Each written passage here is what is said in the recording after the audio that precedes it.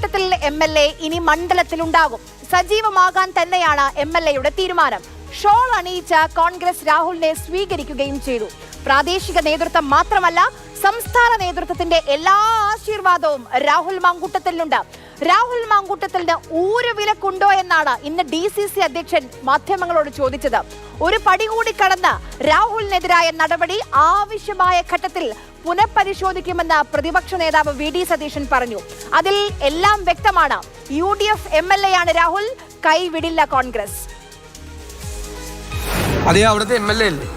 കോൺഗ്രസ് നേതാക്കന്മാരെ എന്ത് ചെയ്യണം എന്നാണ് നിങ്ങൾ പറയുന്നത്? അദ്ദേഹത്തിനെതിരായി പാർട്ടി ഒരു നടപടി എടുത്തിരിക്കുന്ന ആ നടപടി നിലനിൽക്കുകയാണ്. മുതിർന്ന എല്ലാ നേതാക്കന്മാരും പരസ്പരം കൂടിയാലോചിച്ച് എടുത്തൊരു നിലപാടാണ്. അത് എപ്പോഴാണ് അത് പരിശോധിക്കേണ്ടത്, ആ സമയത്ത് പരിശോധിക്കും. നമ്മൾ ഒരു ബന്ധമുള്ള ആളുകളെ, ഇത്ര കാലമുള്ള ഒരു പരിചയമുള്ള ആളുകളെ നമ്മൾ ഒരു ഊരുവിലക്കൊന്നും അദ്ദേഹത്തിന് നമ്മൾ നൽകിയിട്ടില്ല. എൻ്റെ തീരുമാനം പറയുന്നത് KPCC പറയുന്ന തീരുമാനമാണ് എൻ്റെ, അതുപോലെ പാർട്ടിയുടെ തീരുമാനം എൻ്റെ ഭാഗം, അല്ലാതെ അപ്പുറത്ത് നോക്കേണ്ട കാര്യമൊന്നുമില്ല.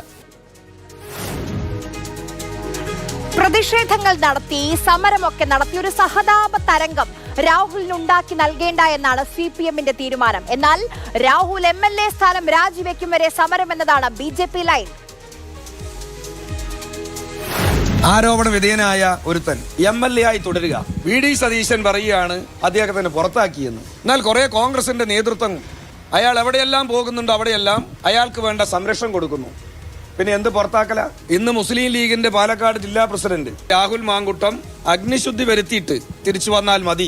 അപ്പൊ മുസ്ലിം ലീഗിന് ആ കാര്യത്തിൽ കൃത്യമായ ഒരു നിലപാടുണ്ട്. രാഹുൽ മാങ്കൂട്ടത്തിൽ MLA രാജിവെക്കുന്നത് വരെ ഭാരതീയ ജനതാ പാർട്ടി ശക്തമായ പ്രക്ഷോഭവുമായി പാലക്കാട് ഉണ്ടാവുമെന്ന് പറഞ്ഞു. ഇവിടെ പാർട്ടി പ്രവർത്തകർ തന്നെ അദ്ദേഹത്തിന് സംരക്ഷണം ഒരുക്കുന്നു. ഞങ്ങൾ പാർട്ടിയിൽ നിന്ന് പുറത്താക്കും, അതേ സമയത്ത് അവരെ ചേർത്ത് പിടിക്കാൻ പാർട്ടി പ്രവർത്തകർ ഉണ്ടാവും എന്ന മെസ്സേജാണ് കോൺഗ്രസ് പാർട്ടി ഈ വിഷയത്തിൽ നൽകുന്നത്. ഇപ്പോൾ കോൺഗ്രസ് നൽകുന്ന പിന്തുണയും ന്യായീകരണവും ശരിക്കും സസ്പെൻഷൻ നടപടിയിൽ വെള്ളം ചേർക്കുന്നതാണ്, സംശയമില്ല.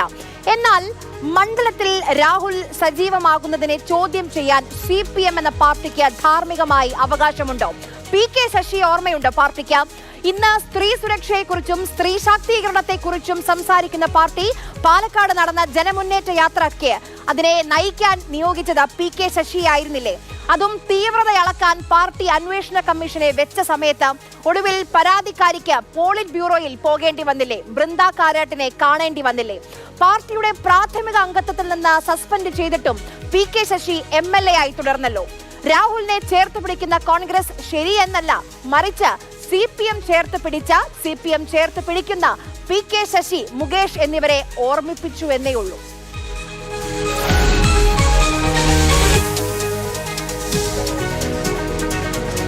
രാഹുലിൽ നിർത്തുന്നില്ല CPM. രാഹുലിന്റെ പൊളിറ്റിക്കൽ ആൻഡ് പേഴ്സണൽ ഗുരു ഷാഫി പറമ്പിലിന് നേരെയാണ് ഇന്നത്തെ CPMന്റെ ആക്രമണം.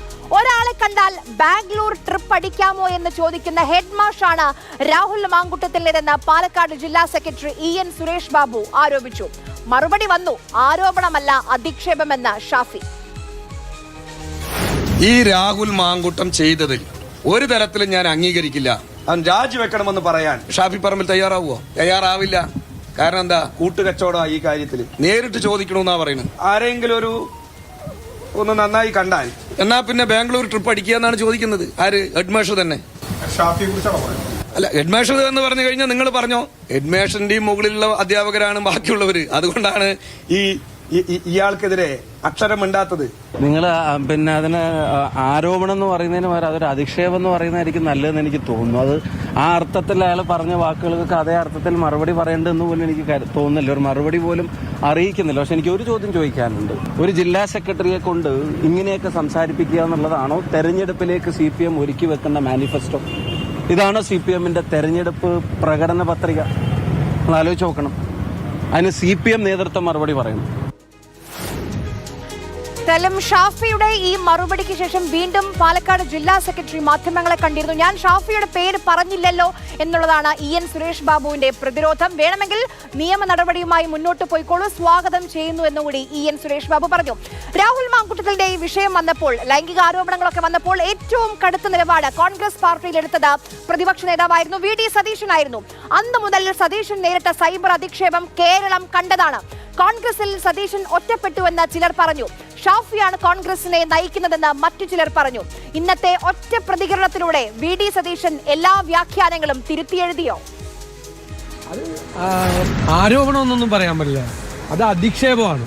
ഇപ്പോൾ നിങ്ങളുടെ മുമ്പിൽ നിന്നിട്ട് ഒരാളെ അസഭ്യം പറയുക, അല്ലെങ്കിൽ പച്ചത്തെറി പറയുക, എന്തും പറയുക, വിളിച്ചു പറയുക. CPM-ൻ്റെ ഒരു ജില്ലാ സെക്രട്ടറിയാണ് അത് പറയണത്. CPM നേതൃത്വം ചെയ്യേണ്ടത് അയാളെ ഉടൻ തന്നെ ആ സ്ഥാനത്ത് നിന്ന് പുറത്താക്കുകയും ഷാഫി പറമ്പിൽ പരാതി കൊടുക്കുമെന്നാണ് ഞാൻ കരുതുന്നത്. ആ പരാതിയുടെ പുറത്ത് അയാളെ അറസ്റ്റ് ചെയ്യുകയും ചെയ്യാണ് വേണ്ടത്.